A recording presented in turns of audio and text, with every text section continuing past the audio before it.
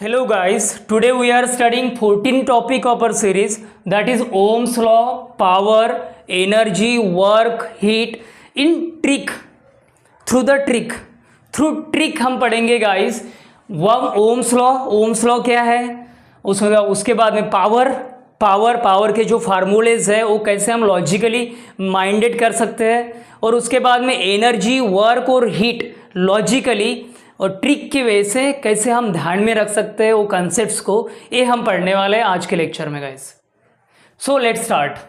सो यहाँ पे देखो मैंने वीर लिखा है गाइस। ओम्स लॉ ये तो समझ लो, जॉर्ज ओम्स ये साइंटिस्ट का नाम है, जिनका फुल नाम है George Simon Ohms. George Simon Ohms इन्होंने क्या किया है, इलेक्ट्रिकल क्लोज सर्किट, जो क्लोज सर्किट होता है इलेक्ट्रिकल, उसमें वोल्टेज का, करंट का और रेजिस्टेंस का विथ ईच अदर कैसे रिलेशंस होता है, ये इन्होंने क्लैरिफाई किया है। एक इलेक्ट्रिकल क्लोज सर्किट में वोल्टेज, करंट और रेजिस्टेंस, इन तीनों पैरामीटर का क्या रिलेशंस होता है क्लोज सर्किट में, ये उन्होंने क्लैरिफाई किया हुआ है। सो हम पढ़ेंगे यहाँ पे, और कुछ फार्मूलेज भी दिए हुए हैं उन्होंने कि वो हम लॉजिकली मीन्स ट्रिक वे से वो माइंडेड करने वाले हैं गाइज। सो यहाँ पे देखते हैं, देखो मैंने यहाँ पे वीर लिखा है गाइज। वीर, व्हाट डज इट मीन वीर? सो देखो, अगर जब भी ओम्स लॉ आता है और आप एक टर्म ध्यान में रखते हैं वीर, जिसका स्पेलिंग आता है गाइज VIR, वीर जो हम हिंदी में बोलते हैं वीर, उसका वाला जो स्पेलिंग आएगा VIR, वीर। ओके, ये वीर आप ध्यान में रखते हैं तो ऑटोमेटिकली आपको ओम्स लॉ के जितने भी फैक्ट्स है वो ध्यान में आ जाएंगे, जितने भी कंसेप्ट्स है वो ध्यान में आ जाएंगे। सिर्फ आपको एक टर्म ध्यान में रखना है related to Ohm's law. Is that clear? Related to Ohm's law. So देखो यहाँ पे क्या बनाया है, वीर का जो स्पेलिंग है वो लिखा है very simple, V is equal to I into R. V is equal to I into R मतलब voltage is equal to current into resistance. Current और रेजिस्टेंस का मल्टीप्लिकेशन या तो फिर उसका प्रोडक्ट हम वोल्टेज कहते हैं। ये भी पता होना चाहिए, वोल्टेज का यूनिट है हमारा वोल्ट, करंट का यूनिट है एम्पियर और रेजिस्टेंस का यूनिट है ओम्स। ओके गाइस, सो देखो अभी इसको क्या किया, अगर ए ध्यान में है हमारे, ए माइंडेड किया हुआ है, तो ये जो दो फार्मूला है ये ऑटोमेटिकली डिराइव हो जाएंगे।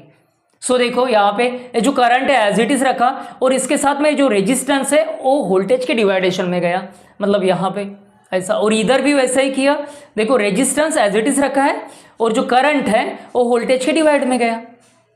एक्चुअली इसका मीनिंग क्या होगा, कैसे होगा इंटरप्रिटेशन गाइस, इनका रिलेशंस कैसे होगा तीनों पैरामीटर का, जो इंपॉर्टेंट पैरामीटर्स है हमारे इलेक्ट्रिकल सर्किट में, वोल्टेज, करंट और रेजिस्टेंस, इनका रिलेशन कैसे होगा, इसका इंटरप्रिटेशन कैसा होगा in case of Ohm's law. So देखिए यहाँ पे V is equal to I into R, that means अगर हम वोल्टेज बढ़ाते हैं गाइस, अगर हम वोल्टेज को इंक्रीज करते हैं तो करंट भी इंक्रीज होगा। रेजिस्टेंस अगर कांस्टेंट है और सर्किट का वोल्टेज हम इंक्रीज करते हैं तो करंट भी इंक्रीज होगा। उन्होंने क्या कहा कि इलेक्ट्रिकल क्लोज सर्किट में अगर टेम्परेचर कांस्टेंट है तो वोल्टेज, करंट, रेजिस्टेंस वेरी हो सकता है। So this is by Ohm's law.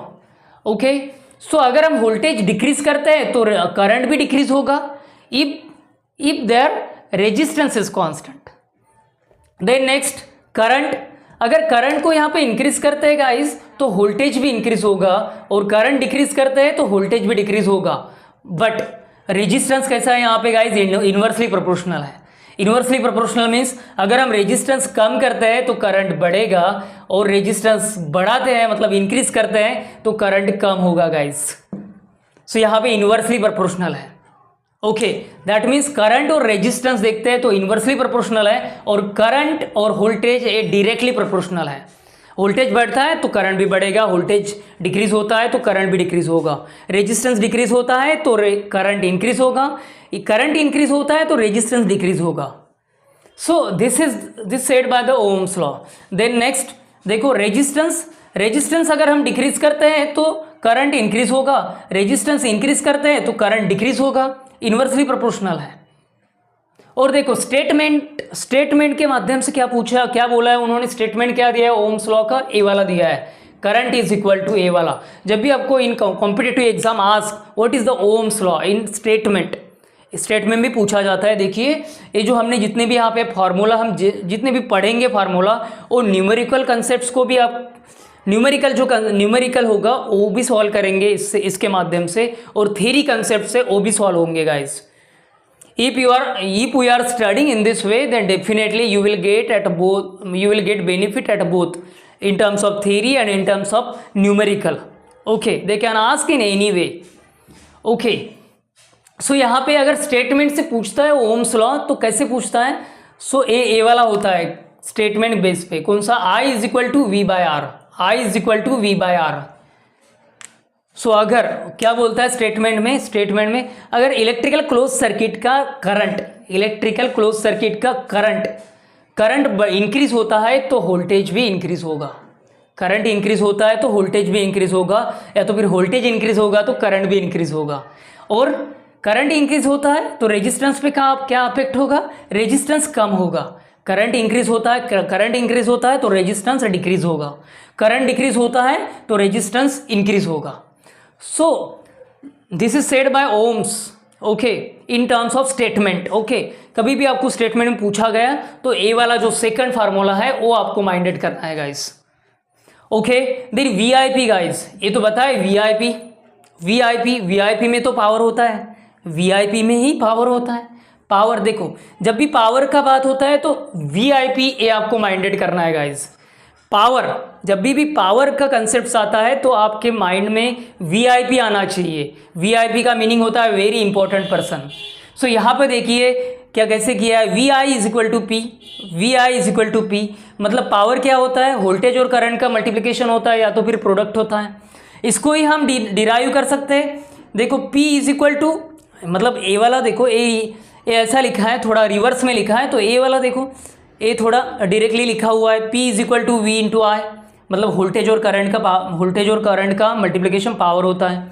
इसको ही डिराइव किया है, देखो करंट जगह पे ही है और उसके साथ वोल्टेज है तो वोल्टेज पावर के साथ डिवाइड में चला जाएगा, ओके। ये डिराइव हुआ इससे ही, मतलब ये पावर के रिलेटेड वीआईपी आप ध्यान में रखते हैं, ए टर्म ध्यान में रखते हैं तो ये दो फार्मूलाज ऑटोमेटिकली आपको रिकॉल हो जाएगा, ओके, या तो फिर अंडरस्टैंड हो जाएगा, ओके।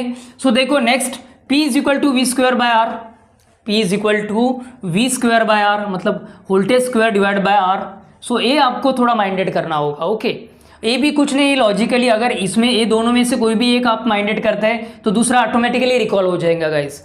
जैसा कि अगर ये हम माइंडेड करते हैं P is equal to V square by R, मतलब वोल्टेज के साथ रेजिस्टेंस डिवाइडेड है,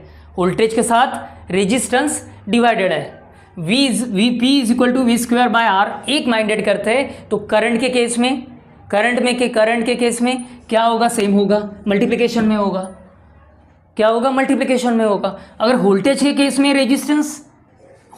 केस में डिवाइडेशन में है रेजिस्टेंस, तो करंट के केस में कैसा है? मल्टीप्लिकेशन में है। So you have to remind only one out of them, definitely second will automatically recall, okay. Then third देखो यहाँ पे P is equal to V square into G means क्या होता है guys? Conductance. G means what guys? Conductance. हमें पता है conductance क्या करता है गाइस? कंडक्टेंस जो है वो इलेक्ट्रिक करंट फ्लो करने के लिए मदद करता है। कंडक्टर में कंडक्टेंस होता है और रेजिस्टर में रेजिस्टेंस होता है। कंडक्टेंस रेजिस्टेंस का रेसिप्रोकल है गाइस। सो देखिए यहाँ पे P is equal to V square into G, तो हमें पता है अगर ए हमें ध्यान में रहता है तो ए ऑटोमेटिकली दो फार्मूला रिकॉल हो जाएंगे। अगर ए हम माइंडेड करते हैं तो ए रिकॉल हो जाएंगे। कैसे? क्या देखो यहाँ पे P is equal to V square by R है, तो हमें पता है भाई कंडक्टेंस है रेसिप्रोकल है रेजिस्टेंस का। कंडक्टेंस जो है रेसिप्रोकल है, ए डिवाइडेशन में है तो ए वाला मल्टीप्लिकेशन में होगा। Very simple to understand. ये देखो यहाँ पे वोल्टेज के साथ में ये कैसा है? रेजिस्टेंस डिवाइडेशन में है, तो कंडक्टेंस कैसा होगा? मल्टीप्लिकेशन में होगा। क्यों होगा? क्योंकि रेसिप्रोकल है। Very simple, okay guys. इसी वे से हम एनर्जी, वर्क और हीट इस टर्म को भी हम पढ़ने वाले हैं guys. We will meet in the next lecture, okay.